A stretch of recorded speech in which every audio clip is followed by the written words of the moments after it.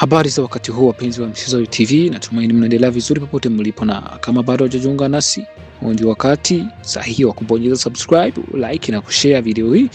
Na kama tayari umefanya hivyo, tunashukuru sana kwa kuendelea kutunga mkono. Sasa tuende moja kwa moja kwenye habari za muhimu za leo, na ukianza habari za jana usiku huko Uvira, ni kuwa Uvira katika eneo la Kalungwe, wilaya ya Uvira, baba mmoja wa familia aliuawa kwa kupiga risasi usiku wa jana, zaidi kwa mkia leo. Ripoti inadai kuwa washambuliaji walikuwa ni wazalendo ambao walijifyatua risasi kisha wakatoroka, na tukio hili limetokea wakati hali ya usalama ikiendelea kuzorota katika mji wa Uvira na Baraka kwa ujumla na Kivu Kusini yote. Uchunguzi umeanzishwa kubaini wahusika, na huku mamlaka za eneo hilo zikiwa bado hajatoa tamko rasmi. Na Uvira leo, habari za leo zilizosambaa ni kuwa kwa mujibu wa vyanzo nilivyopokea hapa Mziza Ayo TV, nadai kuwa leo kulionekana vikosi vikubwa vya serikali ya M23 Twirwaneho ikiendelea kusonga kwa miguu katika maeneo ya nyanda za juu za Uvira na Mwenga, na ripoti hii inasema kuwa vikosi vinavyokadiriwa kuwa sawa na battalion 4 kuelekea Kalemi, huku vikilenga pia miji ya Baraka, Fizi Center. Njia inayodaiwa kutumiwa inapitia Rubunga, Bijombo, Mikenge hadi Minembwe ili kuimarisha vikosi vilivyopo tayari. Na tangu tarehe 1 Julai mapigano yameongezeka katika nyanda za juu za Fizi na Uvira na Mwenga kati ya FARDC kusaidiana na Mai Mai dhidi ya Fizi ya chama cha au serikali ya M23 Twirwaneho. Hata hivyo, taarifa hizi bado hazijathibitishwa rasmi na hali ya usalama katika eneo hilo inaendelea kubaki tata, na kuna taarifa zilizozuka kwenye group siku ya leo zikisema kuwa serikali ya Twirwaneho M23 kuwa wanaweza kuwa wameingia Kipupu, makao makuu ya sekta ya Itombwe. Hizo ni habari zenye zilisemekana kuwa labda Twirwaneho anaweza kuwa iko Kipupu, lakini hizo taarifa bado sijazithibitishwa, bado naendelea kufuatilia kwa umakini sana. Na mapigano yanaendelea kuongezeka mashariki mwa Jamhuri ya Kidemokrasia ya Kongo. Jeshi la serikali FARDC limetoa ujumbe maalum kwa wanajeshi walioko mstari wa mbele ikiwataka kusitisha au kupunguza matumizi ya simu za kisasa smartphones katika maeneo ya mapigano kutokana na hofu kwamba zinaweza kutumika kubaini walipo na kuhatarisha maisha yao. Katika taarifa iliyotiwa saini tarehe 9 mwezi wa 7 mwaka huu na msemaji wa FARDC Luteni Kanali Mongba Hazarai Mark, mwongozi wa jeshi, alieleza kuwa matumizi yasiyothibitishwa ya simu yanaweza kumwezesha adui kubaini mahali wanajeshi walipo, na jambo linaloweza kuhatarisha usalama wao au mafanikio ya operation za kijeshi. Na taarifa hiyo inaeleza kuwa simu iliyowashwa au kutumiwa vibaya inaweza kutoa taarifa za eneo ilipo, geolocation, hivyo kurahisisha adui kufanya shambulizi au kufuatilia shughuli za kijeshi. FARDC imewaagiza wanajeshi wake kuepuka kutumia simu ambazo hazijaidhinishwa katika maeneo ya mapigano na kutoshiriki taarifa kuhusu walipo, safari zao, maagizo waliopewa au picha za shughuli za kijeshi kwenye mtandao ya kijamii na katika ujumbe binafsi.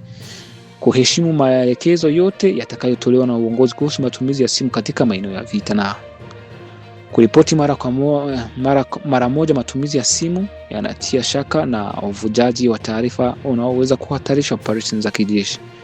Uongozi wa FARDC umesisitiza kuwa ulinzi mzuri wa taarifa ni silaha muhimu katika kulinda maisha ya wanajeshi, na umewataka wanajeshi wote kuwa uangalifu kwa kufuata maelekezo yaliyotolewa.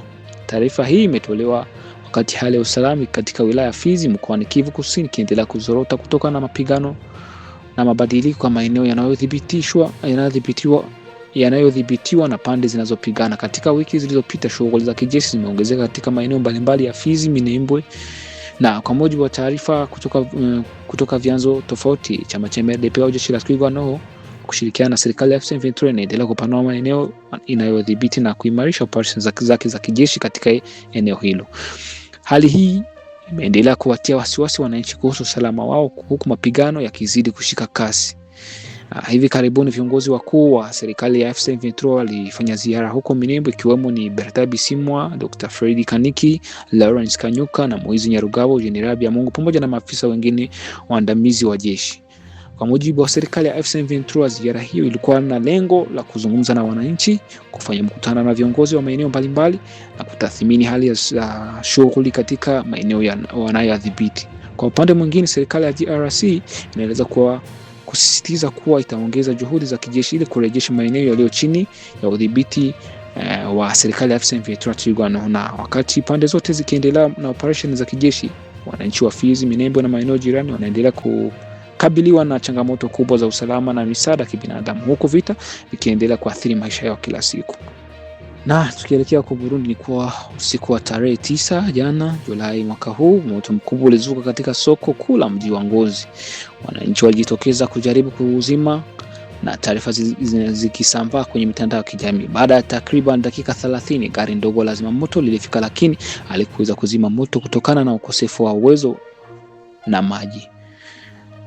Likaondoka kutafuta maji, na hadi saa kadhaa baadaye hakuna gari lingine la zimamoto lililowasili, huku soko ikiendelea kuteketea.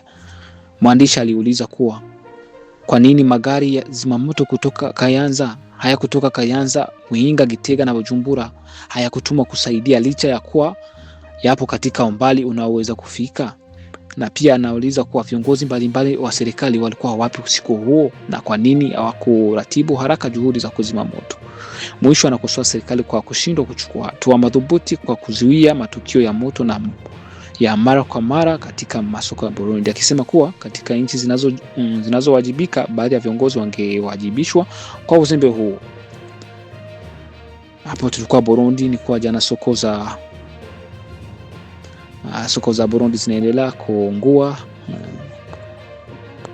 licha ya uwepo wa serikali, lakini mambo hali bado ni tete. Na tukielekea kwa Nord Kivu, ni kuwa ushirikiano kati ya mikoa ya Kivu Kusini na Kivu Kaskazini unaendelea kuimarika, huku magavana Patrick Busubwangwi na Bahati Musangayirasto wakifanya ziara katika maeneo ndani ya Kale. Katika ratiba yao ni kuhamasisha jamii kuhusu kuishi pamoja kwa amani, pamoja na kukagua miundombinu inaendelea kujengwa na ile inayohitaji ukarabati.